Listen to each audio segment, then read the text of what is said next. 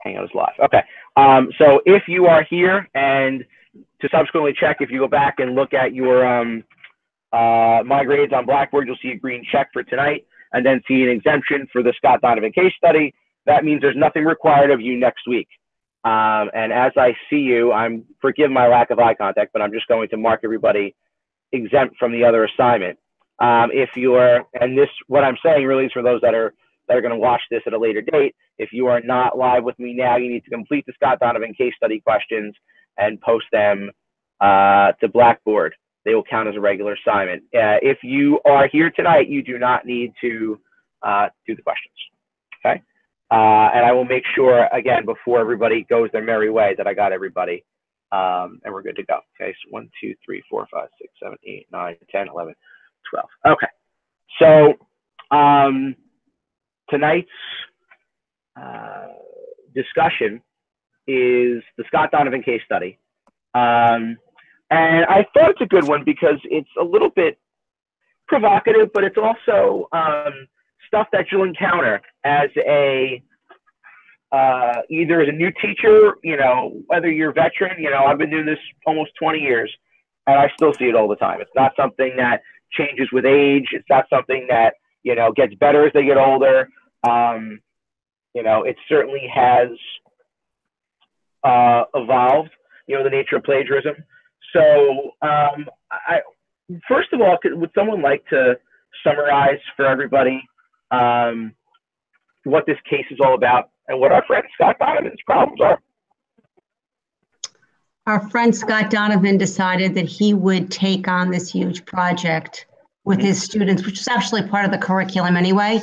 But the way he did it, he really wanted to make it, I think, much more of an independent assignment than a class assignment. Mm-hmm. And he gave them guidelines along the way and benchmarks and things like that. And they had to, what he was really excited about was writing their journals every week. And then ultimately submit that to him as a final part of the project. And in the journal, they had to include a synopsis of the particular chapter. And I think they had to write, it said 250 words, which is about a full-type page. Okay. And he was disappointed because at the end, a number of the students really copied right out of Cliff Notes and or from one another. Mm-hmm. So his problem is he can't believe that they would betray him like this. And then, I like, Renee, I like that word, that betrayal, that, for how many of you, by waving at the camera, how many of you are actively teaching right now? How many of you are actively teaching right now? 1, 2. Okay. So I think that is how you feel sometimes when you go through all this work, you make a really good assignment, you're excited about it, you want the kids to be excited about it, and you get back something they weren't excited, and that's tough because, we teachers are human too. It's very tough to look at, like, wow, why did you cheat on an assignment that I thought was going to be actually a good experience for you? And here you are that you cheated. So, I like that word. That's betrayal. That's a good word. Who else who's in the classroom right now? I saw one or two others wave their hands. Same. What? Go ahead. Erica, go ahead. Yeah, what really stood out to me was his lack of responsiveness or empathy with the students. I mean, the students were like, "Are you kidding me? It's this long. The book is this long. We have to do what?" And he kind of let those comments slide and just continued. There was no flexibility or working in a collaborative approach with the students. Mm-hmm. Yeah, think about if you've designed assignments. It's always tough where, you want your students to be challenged, but at the same time, where's the line between it's too much work? Because we know that, and I teach, I taught an AP course for almost my entire career. And when I think I'm actually giving them, I give them extra credit, I said, it's going to be worth like, I don't know, some ridiculous amount of points, 50 points on a test or whatever it was. But it was challenging. And like one kid in the class did it, and he said, "This is just too hard. I mean, we're not going to do it. It's not worth the effort. Even though I'm getting 50 points on a test, it's not worth it." And I think that's, I can empathize with Scott here that he's, that he's frustrated. Well, the writing wasn't really their strong suit to begin with. True. Yep. The case mentions that you know, and you have to think too about, you know, whatever assignment you're going to give, you know, there's no such thing as a homogeneous class, even though if it's say, oh, this is an honors class, or it's, you know, a college prep, is what we call it, like our basic level. It's not, you know, there's 20 or 30 different kids in that room, and trying to, you know, where they are, you know, you might have designed an assignment that only the top 5 kids in the class are going to be able to complete correctly.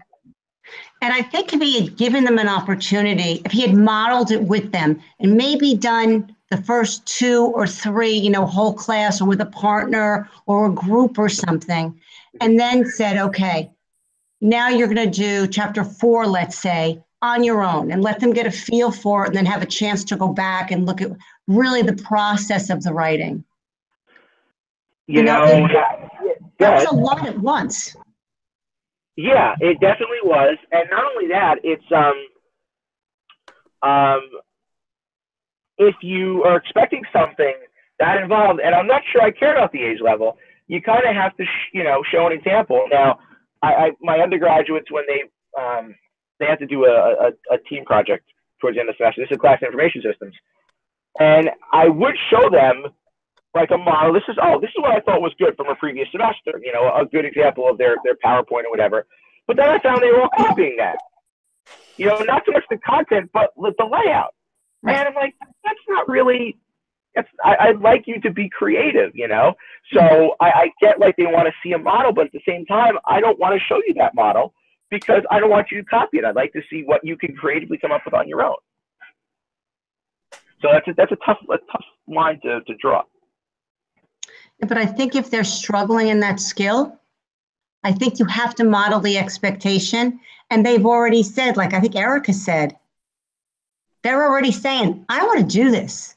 If as much as I really want them to do everything I say in my benevolent dictatorship, if it is not palatable, they're not going to do it.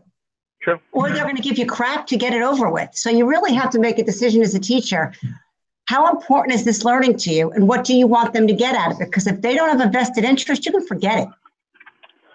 That's the other thing, you know, Renee. What do you want? What's the objective? What's the objective of the assignment? Why am I giving this assignment? You know, am I giving this assignment as busy work? Am I giving the assignment because I need a big project grade for the quarter? Am I giving the assignment because I think it's, you know, really relates to the content? You know, that's like the number one question. If you're going to write an assignment, why am I giving this assignment? Right. And if you can't answer that, then there's a problem somewhere. You know, why is this assignment part of the curriculum? Especially if you have as a teacher the opportunity to create assignments that aren't just required, you know, by your school, by your district. You know, why am I giving this assignment? For me, I felt that the work wasn't the problem. It's just the children didn't want to do it. Regardless of if it was a 2-chapter book, it would be different if the outcome was the majority of the classroom not getting the work done or copying, but that wasn't the case. It was a minority set of kids who decided, I don't want to do it, because he also gave them time to catch up on work. And he also told them it would be, he gave them different angles to do the work. He told them it'd be easier if you just do it after you read the chapter. If any book, any magazine you read, once you're done with the article, you question the article. You talk to, whether you're talking to a friend or whether you're talking to yourself. Sure. You talk about the article. So it wasn't like he gave them something that could not be done. Because if it's a video game, after they're done with each level, they're probably discussing the outcome, or, oh my gosh, did you see this? Or, oh my gosh, did you pass that? So it's the same concept. He didn't give them anything that they've never done before. It seemed like a lot we've all been through high school. It's certain stuff that seemed like a lot back then. And now it's like, I wish I could go back to that. But he did have a purpose and it was doable. I just feel like they wanted to give excuses for it. Even one of the students, he started giving his opinion. And when it seemed like he got tired of doing the work, that's when he began to copy from the Cliff Notes. Yeah. There was there was nothing to engage them immediately or catch their attention in order to get them motivated to do the classwork. It was just, here's what it is, and he outlined the objectives, and there was no motivational factor to get it rolling. But this isn't their first homework. This isn't September and here read 10 chapters. This is the third and final book. It would have been completely different if we come in the first day of school or the first week and you already see where they're struggling and give them all this work. But that wasn't the case. I think that they can sense that he didn't really want to do anything with the book. Like, I think that they could sense that, okay, this is not a book that I'm really interested in, but I have to do this because this is required for our curriculum. So I feel like when you sense that the teacher is not really into this particular book, then you're like, okay, why am I really trying to do this assignment? If he doesn't really care about it, why am I really caring about it? Agreed. And there are times as a teacher where there's stuff that I don't want to teach. You know, it's either dry or, you know, maybe it's something that I grasp with understanding myself, so I just want to skip through it. So, you know, that comes across. And he did say that he didn't like the book anyway. He was forced to do it because it was in the curriculum. So you would almost think, and he tried to make it interesting, but he still wasn't hands-on with them. You know, but I don't think he tried to make it interesting. There were 2 other books he could have chosen, and they might have been more interesting to the group. I mean, he admitted that the book he chose wasn't that, it was the worst one. He didn't have to read that book? No, he didn't. Oh. There were 3 books he could have chosen. So if you were the teacher, potentially, how do you, what do you do when you got this choice of those 3 books? You have to try and make it fun, make it interesting. Yeah, but what could you do? You could do a poll. You could do a poll with the class and ask them what book, like based on the title, that they would be interested in reading. All right, he could have kind of given them a scenario or a synopsis of each book and said which one sounds more interesting to you, or even given them a choice. Yeah, absolutely. How many times when I can, I like to hear but some saying in learning process. There's a echo. You can't go at everything. You know, because the test is better. But, you know, if I say, even if I say I'm going to have, you know, a test next Tuesday, and then 5 kids say, listen, I got this test or whatever, Wednesday. Okay. You know, I'm okay with that. So I think that's, you know, the more you involve the kids actively in the learning process, I think there's a benefit to that. And I think it would have been helpful to have times when he can respond and give them feedback during the course of reading this book, rather than getting all the journal entries at the end and him being frustrated and cumulative, just preventing that and seeing their progress along the way. I 100% agree with that. And at the same time, we do that a lot.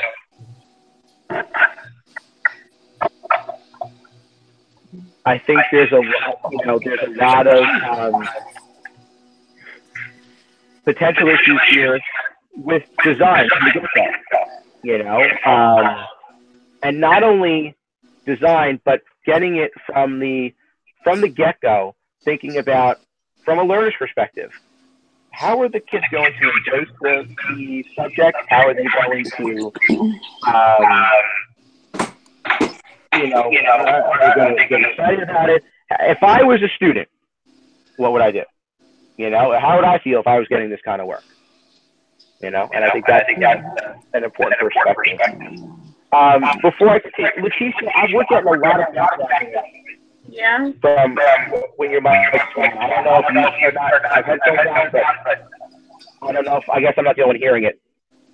but we're getting a lot of feedback. Now it's gone. When we mute you, it's gone. So I'm not sure what's going on, but we're getting a lot of feedback from you. I can put headphones on. Yes, please. Thank you. Okay. So, so maybe what we need to do at the moment is, before we go any further, is one of the questions of the case study is, what is plagiarism then?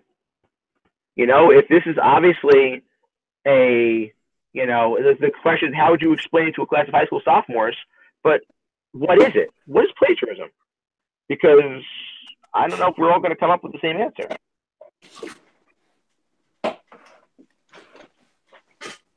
Plagiarism is anything that you write that is not your original idea. Okay. So if you want to write something that was someone else's idea, thought, work, however it's expressed, you have to give that author credit.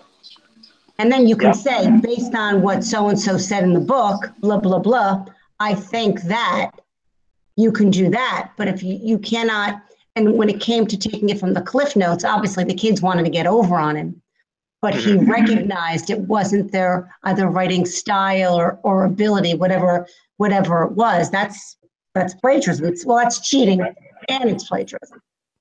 Okay. What else about plagiarism?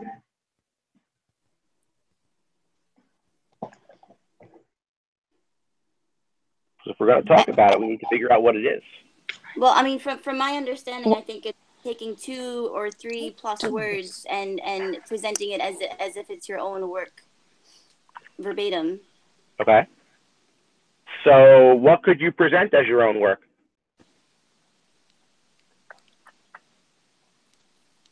And what kind of assignments are we talking about? Everybody, what kind of assignments? Like write about like a personal narrative that you felt like connected with the character. Okay. What else? What else do we see it, at least at the high school? Well, probably in the middle school level too. Almost every day. I can't go through a day without seeing this type of plagiarism. I see it every day. Generally in public gathering spaces. Homework? Mm-hmm. Homework copying. Yeah. Did I do it in high school? Absolutely. And yeah, I'm being recorded. That's fine. But yes, you know, it's like, hey, did you do the, you know, I'll do the math homework. You do the science homework. You do the history homework. And then we'll all come, you know, we'll copy it the following day. Kind of efficient.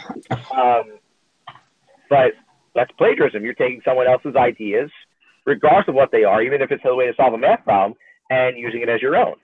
I stopped giving homework, and I teach an AP course, but I don't give homework anymore. I mean, they do programming work, but I don't give them like drill and practice, because they're either going to copy it, they're not going to do it at all, or they're going to rush it like 5 minutes before it's due, just have something on the paper. That's not the benefit of homework. So I'm not about to give it. So the one time a couple months ago, I gave something because it was something that we started working on in class. I want you to finish this at home. Next day I looked at it. It was an assignment that I had gotten from, I forget where I got it online, but or in a textbook. I had changed some of it, and one of the kids showed it to me, and immediately he had the assignment from the book, not from what I had revised. So my question was, I don't even have to look anymore to know that you cheated on this. Mm-hmm. And he looked at me, and he was like, he didn't know what to say. I'm like, this is why I don't give homework. And I granted the kid, I said, you're not in trouble. I just want you to understand, like, this is why I don't give homework, because there's no benefit in you copying it or getting it on the internet or something. So it really, for me, requires a look at what do I do with the instructional time that I have with my students, so that I'm not wasting it and just, oh, well, you're going to work on it at home, because you're not going to work on it at home. Right. You're not going to do it. And even I see my own children, they let's say they have a half hour, an hour of homework, and they're after being in school for 6 or 7 hours, and who's got to go to soccer and whatnot, and they're tired. It's like I have to have a benefit for the homework that I'm going to give. Otherwise, it's going to get copied. Just like the assignment. If the kids don't see a benefit for doing this kind of assignment, they're gonna cheat. Plain and simple. And I agree with you. their strong point was group discussion. They said they were pretty brilliant during that time. So I feel like he could have integrated that into improving their writing skills also. Yeah. You know, what's there, and you see, there are times where I like doing this kind of discussion because it's different than you writing in a discussion board or you answering questions that only I can see. You get to interact with other people in the class, and you kind of bring to the surface some ideas that no one was really thinking of. And I think that's, you know, if I found that this was a real worthwhile forum, I'd say, all right, well, maybe I should count this somewhere in your grade, you know, because you've put some time into it and you're prepared ahead of time and you're participating. So maybe it's got to be worth more than, you know, just a check mark.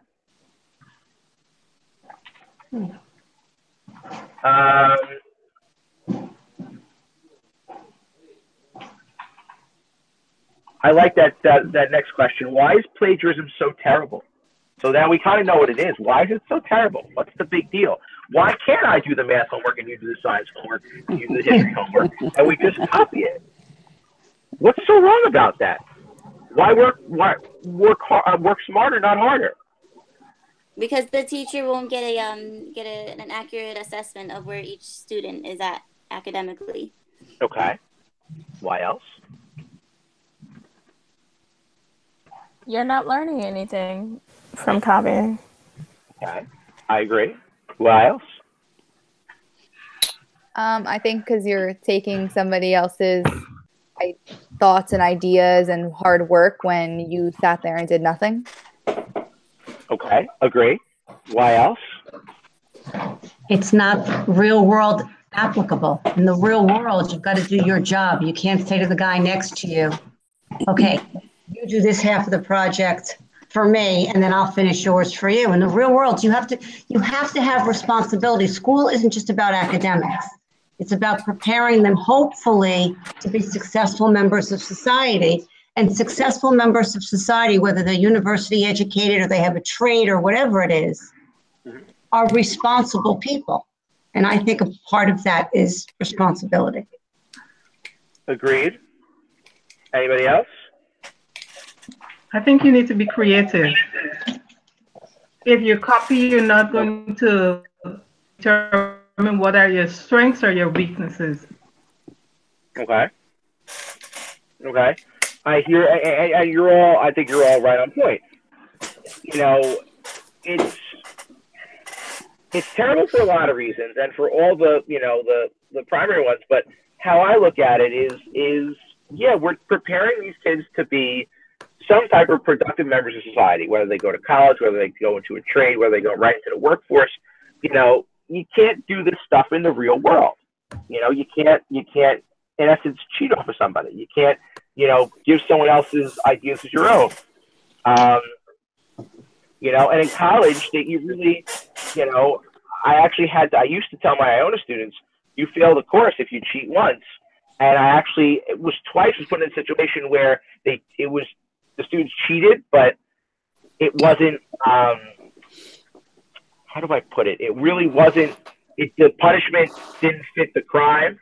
Like, they cheated, but it wasn't to a point where I thought it was a willful, malicious, you know, I took, you know, it wasn't even I took something, it was, and I believed what I was told, is that someone took my thumb drive with my files on it and submitted one of them as his own when it was really somebody else's. And I did believe that because the other kid fessed to it too. So does that immediately, you know, result in failure from the course? And no, I had to change the way I looked at it. But, you know, no one has any tolerance for people that willfully will show you something or do something that's not their own. You know, I don't know how many of you, I forget who's on the high school level, but if you write college letters of recommendation, you never write the same letter twice. You know, you never, if you have to write in a recommendation letter for a colleague, you never take somebody else's. And God forbid, you know, you write a letter, you know, let's say you write a letter about me and you refer to me as she. So what does that say to me about the person that I asked to write me a letter? Is that you didn't care enough to write me a letter. You just, you just copied from somebody else. It's like, wait a minute, I'm not Chi, and my name's not Mary. So it does. I mean, it has lasting implications of you. This is why you can't cheat. Because let's say I was a cheater all through high school, and let's say I even did it in college. So now I'm a teacher, and I have potentially a lower moral standard, but also you ask me to write you a letter of recommendation. I write one letter a year, and I just copy and change the names. Who's going to know? And now all of a sudden it's a big deal when that kid didn't get into college, and the college goes, hey, whenever we get a letter from this guy, we're not going to, potentially count it because it's the same letter about every kid. He just changes the name. Tell me I'm crazy. Oh, you're right. Right? I mean, that's, is it, even something as silly as copying homework? Yes, it is terrible because you're trying to give these kids a type of moral foundation where, this is whether, religion aside or anything else, beliefs aside, just from a basic academic standpoint, it's wrong to copy someone else's work, regardless of what the work is, regardless of, assignment or otherwise. It's just not right. Right?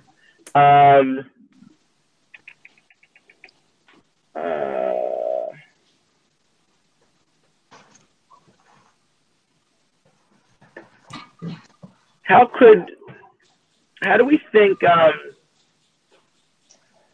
Scott might have prevented the plagiarism?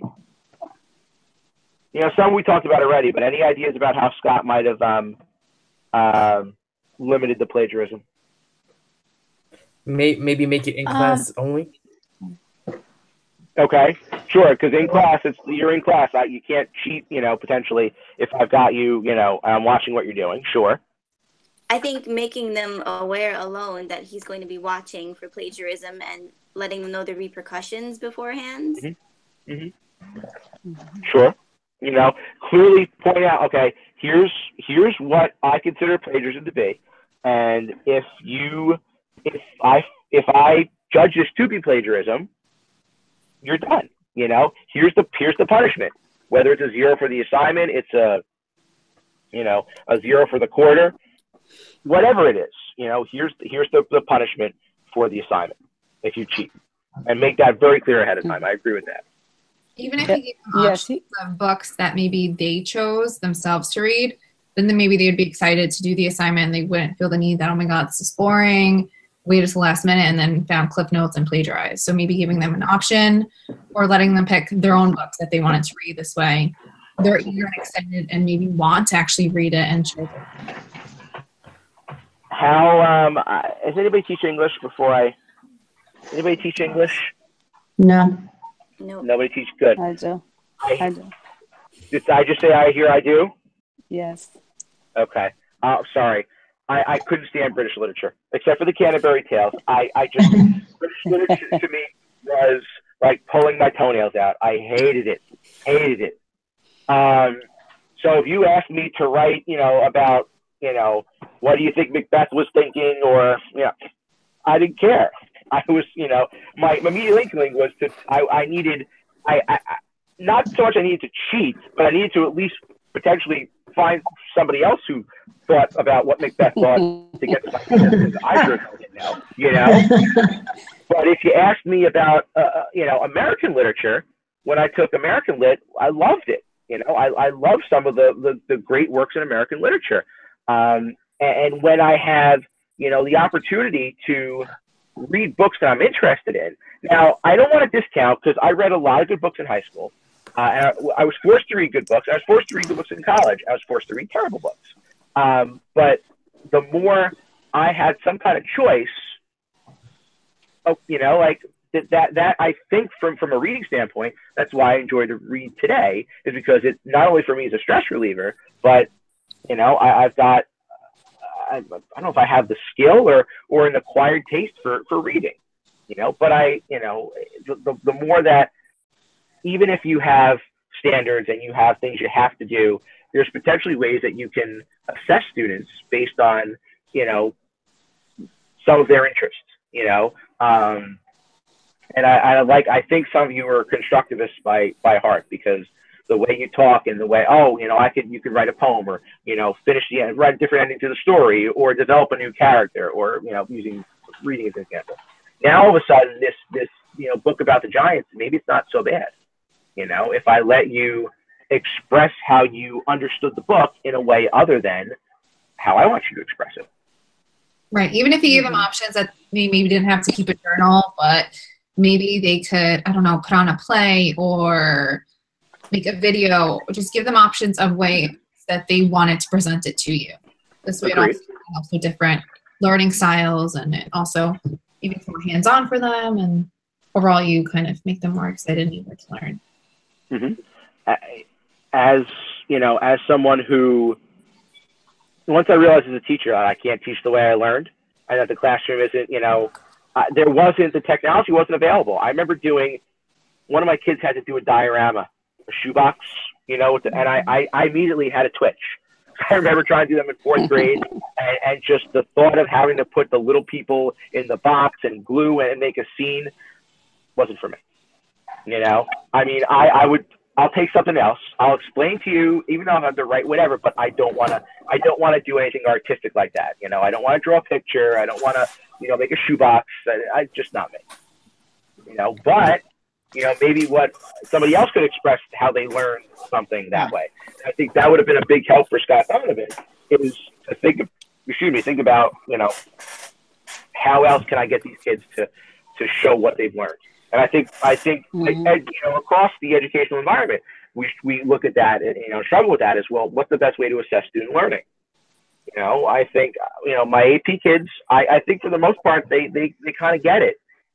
Do I have enough quantitative data? Not as much as I'd like, but I think they, based on the questions I ask them and the level of what they do during class, I think they're on a pretty good track. But there are some places where you have to provide X number of assessments, you have to grade this, you have to grade that.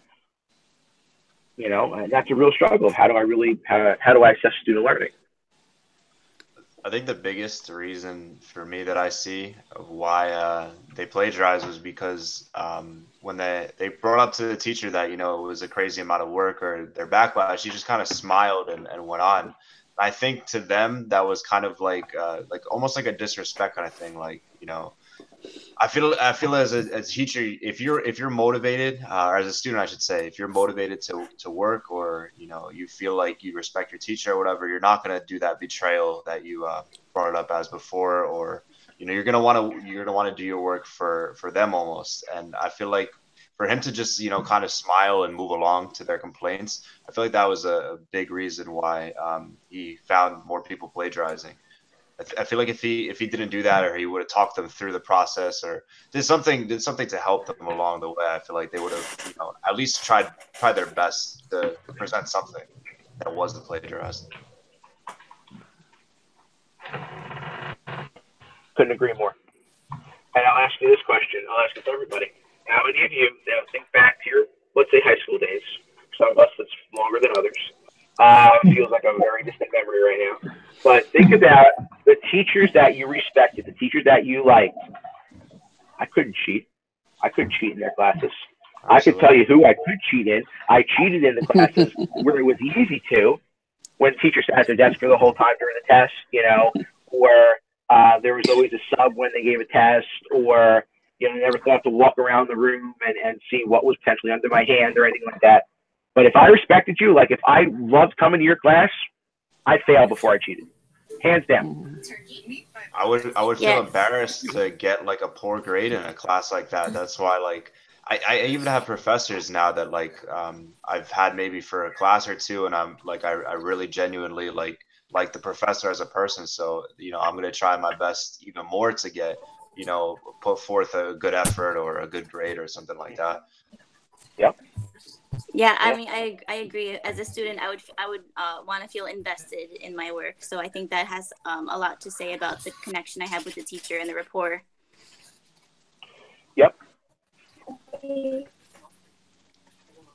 I also too tell the seniors, if I wrote you a college letter, I'll rescind it if I find it's cheap, and they know I'll do it. thank God, I never had to actually, put that to the test because, I don't know if I really would, but they believe I would. And I'm depending on the circumstances. If it was that blatant, yeah, I probably would. I call up the college and say, listen, I have to rescind my letter of recommendation because, the student cheated. Plain and simple. Let's see. So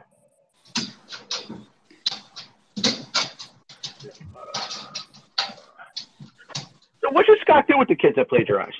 So it could be really answering it as yourself. Like, what would you do? You've got a bunch of kids that are in front of you that you caught, and let's make it simple. You have evidence, factual evidence that they plagiarized. Because how many times I deal with parents who go, A, how do you know? And I own an all boys school. How do you know my son cheated? Or surely he wasn't the only child that cheated. There had to be others. How do you deal with that?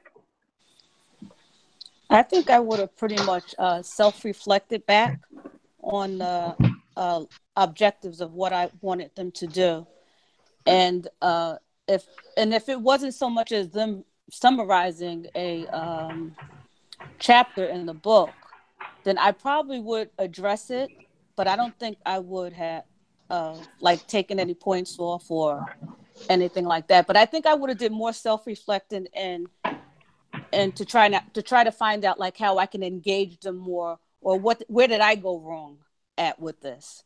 Because evidently it probably was a book that no one really that was interested in reading. He wasn't interested in reading, because if he was interested in reading, he probably would have read it with them, and he would have probably made sure that they understood everything and they got what they were supposed to get out of it. Going back to his goal, what was the goal? What did he want them to really get out of it? Was it to summarize? Because anyone could summarize at 10th grade. You should be able to summarize something. Agreed.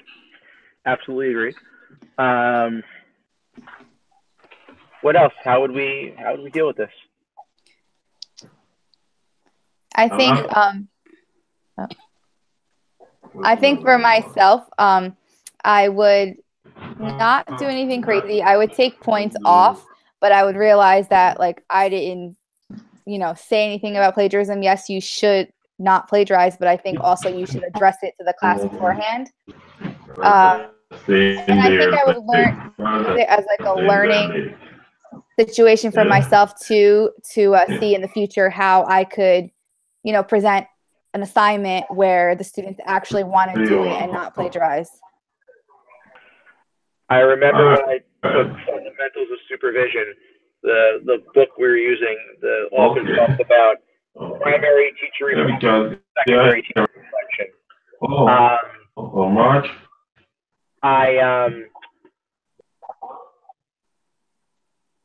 The primary reflection happens it's on the fly. As you're looking out at the class and they're looking at you, like they want to throw you out. It's all right. So I got to do something right now. Or if you're looking at them and they're trying so hard to stay awake, it's like right now. What do? I got to do something different, like right now. Then that secondary reflection happens later on when you're driving home, when you're out for your nightly jog, when you're, when you maybe get 5 minutes where you actually just pass out tired at night.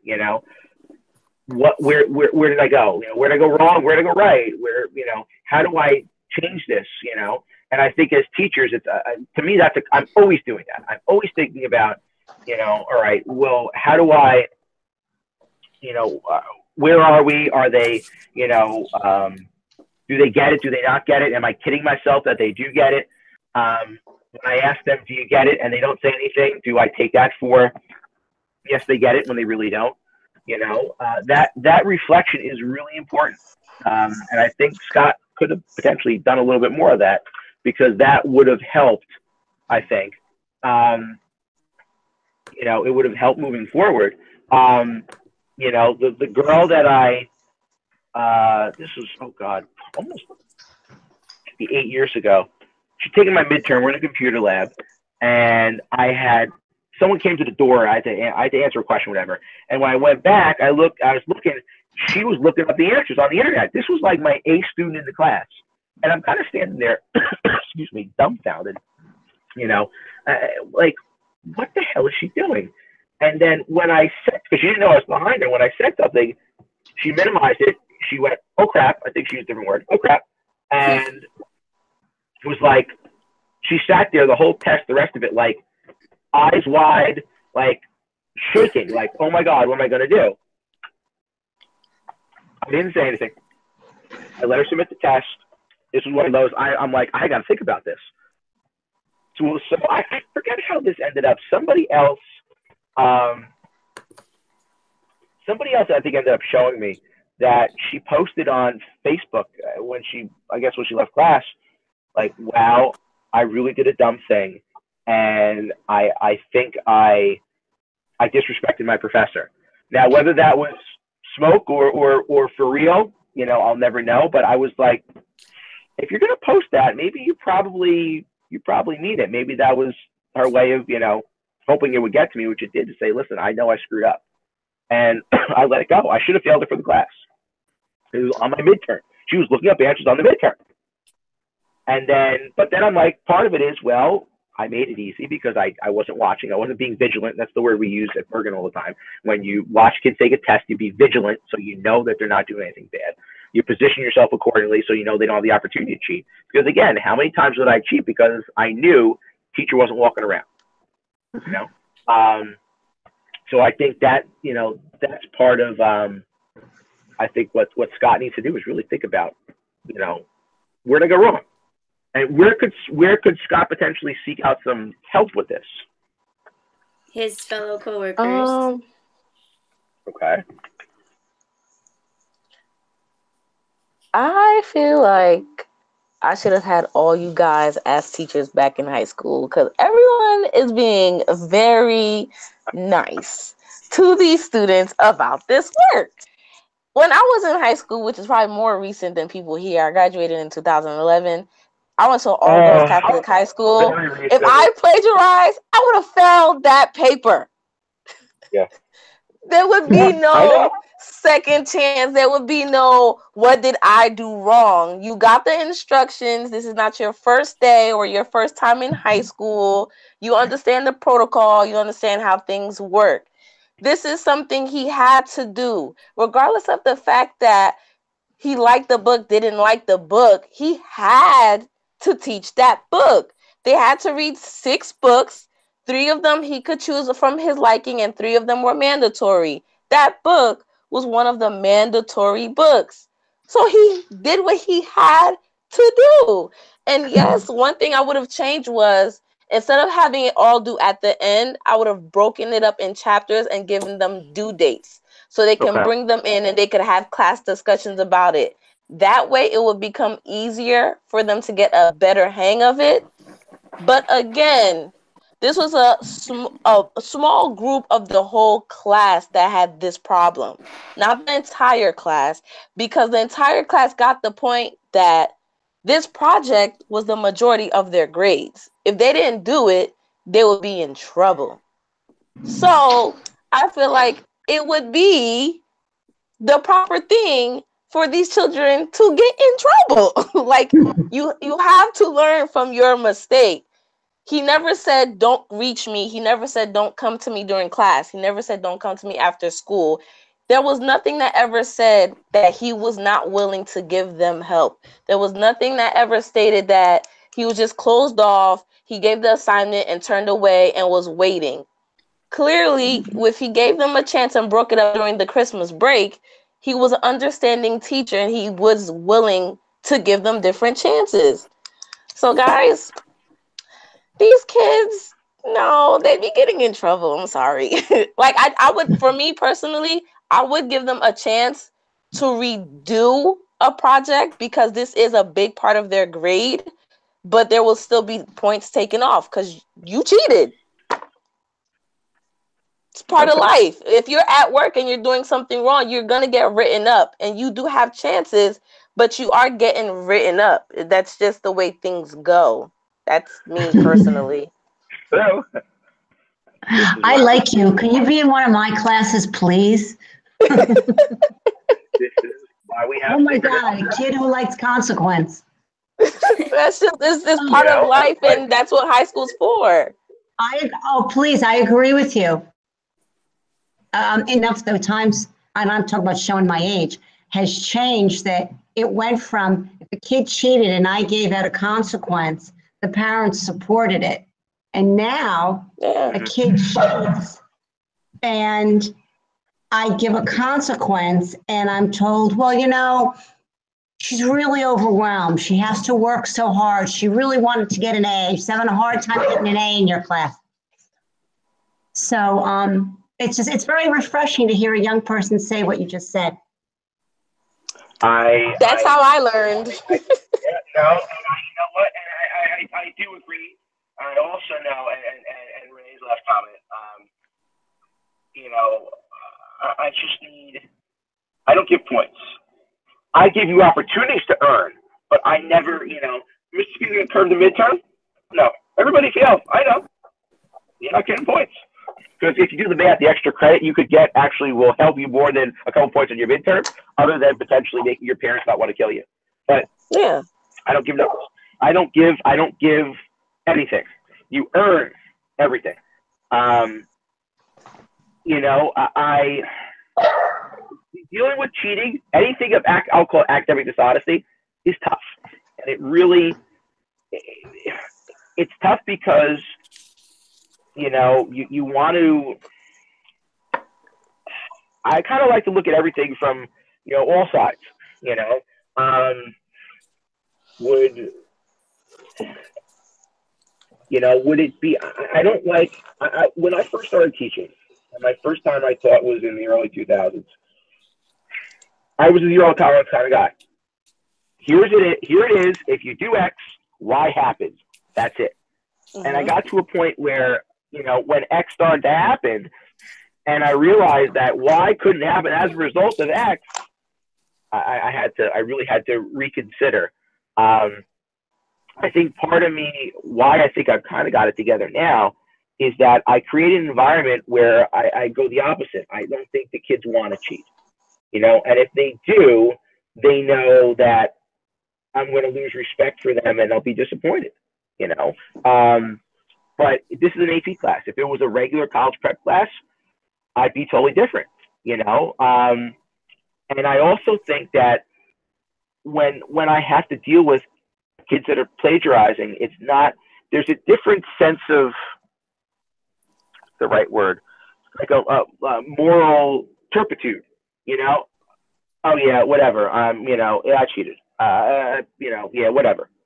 Like, not like, oh my God, I'm going to talk my way out of it. I'm going to deny that I did it. Yeah, whatever. I did it because I don't like you, or I don't like your class, or I don't like the assignment, or whatever it is. And then mom and dad will back them up.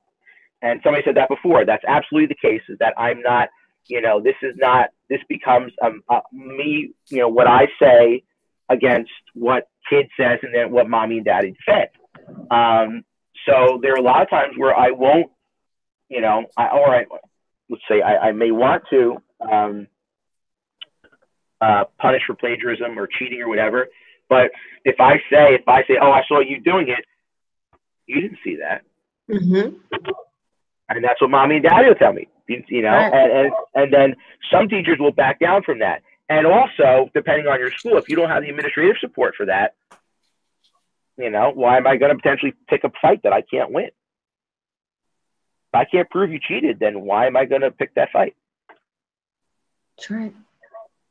It's a tough one. It's a very tough one. And I you know, in the landscape, like, I like to support my kids' teachers. You know, I like to say that, you know, we side with them, you know, from a professional standpoint. But there are times where if I know my kid's in the right, I'm going to fight for my kid. Right. It's simple, you know. I'd like to think that I'm going to make a cheap technical, you know, well, you posted the assignment after school on you know, Google Classroom and they didn't see it, and so you can't make it due. But at the end of the day, I'm still going to fight for my kids. I'd like to think that, you know, my parents never really fought battles for me, and I'm glad they didn't, because that kind of gave me, like, I have to do that. I have to fight, because a lot of kids that I deal with today don't know how to interact with me as an adult. Mm-hmm. I get phone calls from their parents. Like, well, wait a minute. I did. This problem isn't with you right now. It's with your son. You know, and oh, he tells me this. Well, did he tell you? And then it's like, well, if you go down that road with me, he told me. Well, let me tell you maybe what he didn't tell you. And then most of the time the parents, oh, he didn't tell us that. I'm pretty sure he wouldn't, you know. And I find myself having to defend what I do and making sure that, you know, I've got everything in line before. If I say to a kid, it's one thing if you plagiarize and have proof, but if you're, you know, using your eyes to, you know, cheat off of somebody else, I wasn't doing that. You can't prove I was doing that. That would have potentially got me smacked when I was in high school, but today, you can't prove that. You know, and in a very oppositionally defiant type of way, you can't prove that. So it's a tough one.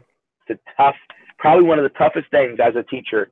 And by the way, I'm not discouraging the ones that are pre-service, those of you that haven't been in the classroom yet, but it's tough. It's one of those things you have to learn. You have to go out and do it for, you know, a year or two, and then all of a sudden you'll start to come up with, you know, some strategies on how to deal with it.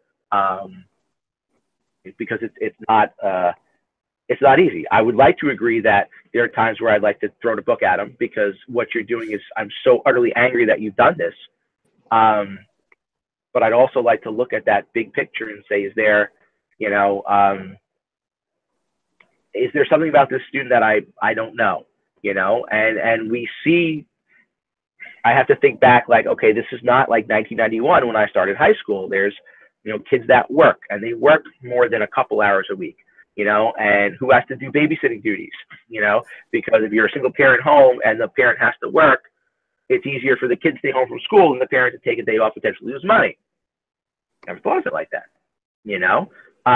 So, well, I might say you have to be in class all the time, and I'm gonna, you know, you're gonna get extra work if you're not in class. Versus when you find out, yeah, I was taking care of my little my little siblings because, you know, my mom or dad had to work and there's no one else to do it. You know, I'd like to think I have some measurable amount of compassion. So it's like I said, it's a very difficult subject, you know. But I agree with a lot of what you said. A bunch of you said that. Clear expectations. Here's what I expect, you know, involvement of the students, and here's what happens if, you know, if you plagiarize, you cheat, whatever, this is what happens.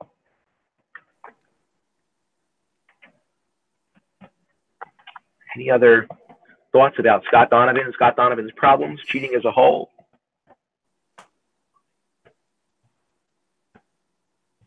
I am going to post, as we were talking about this, there was what was that it was a PBS thing. Not about 10 years ago. It was filmed at Chatham High School. I can't remember the name of it. Growing Up Online. It was a PBS special. I'm going to post a piece of video because one of the teachers actually, when they were talking about cheating, he had said we have to redefine what cheating is, and he gave this a really good explanation about, you know, how we cheated yesterday is not what cheating is today. So I got to dig out the video and I'm going to post that on Blackboard for you. I think it relates to well with what we're talking about. So. Anybody else want any closing type of comments or questions or any other thoughts about Scott Donovan and Scott Donovan's problems? Because I'm looking at the clock. I know it's 10 and I said an hour. So, you know, bedtime is calling for me. I don't know about everybody else. But no? All right. Well, I am thankful that you were all here. I think it was a good conversation. I will post the link, I'd say tonight, to Blackboard with the video if you want to watch it again. And for those that you know, either joined late or weren't here at all, they'll have to complete the questions. But hopefully there was an interesting discussion. I thought it was. I thought it was pretty good. I thought so. And I'd like to. I will probably make myself available in this format again in a couple of weeks. Just for if you need to check in and chat with me about anything or any questions you might have. It might be me doing the dishes upstairs, but you know, at least I'll be on and available if you need anything. So I'll be the last one to go tonight. So if anybody needs to figure out, ask me a question, you know, just, privately, that's fine. I'm going to stop the stream now.